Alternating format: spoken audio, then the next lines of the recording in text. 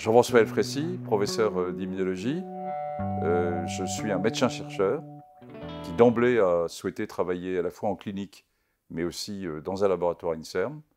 J'ai démarré Antoine Béclair à l'U131 chez Jean Dormont. Et puis ensuite, après un bref séjour aux États-Unis, est arrivé le sida et je suis un enfant du sida. Moi, j'ai donc démarré le sida. On ne savait rien. Et c'était une médecine impuissante, une recherche relativement impuissante aussi. On n'avait pas de cible, pas de médicaments, pas de compréhension du cycle viral. Et donc, je me suis à la fois lancé dans l'approche immunologique du sida, mais aussi dans la prise en charge. Et de fil en aiguille, j'ai monté une structure, d'abord Antoine Béclair, puis Abicêtre, qui était une des grosses structures de recherche translationnelle sur le VIH en France.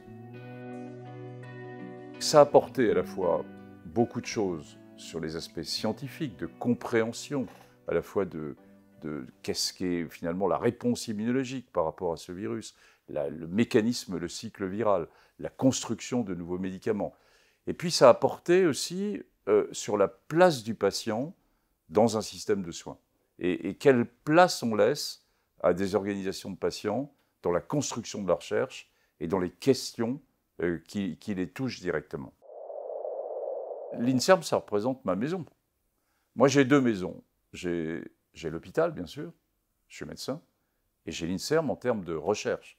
Alors, bien sûr, j'ai eu aussi la NRS, mais fondamentalement, comme je l'ai expliqué, dès le début, j'ai travaillé dans un laboratoire INSERM, et puis j'ai été amené à coordonner quand même un certain nombre de grandes questions sur l'immunologie et l'inflammation et les maladies infectieuses au sein de l'INSERM. Ce qui m'a motivé, c'est la réponse à des situations urgentes et à des drames humanitaires. Le deuxième point qui m'a intéressé, c'est la place du patient dans tout ça. C'est-à-dire de ne pas avoir uniquement une vision d'expert qui est nécessaire, mais également une vision qui écoute, entre guillemets, et qui met le patient au cœur du débat. Ça, c'est les années SIDA qui nous l'ont appris. On le voit également dans Ebola, et on continue à le voir dans le mouvement plutôt de démocratie sanitaire qui existe en France actuellement. Et là, c'est plutôt ma casquette de président du Comité national d'éthique qui vous parle.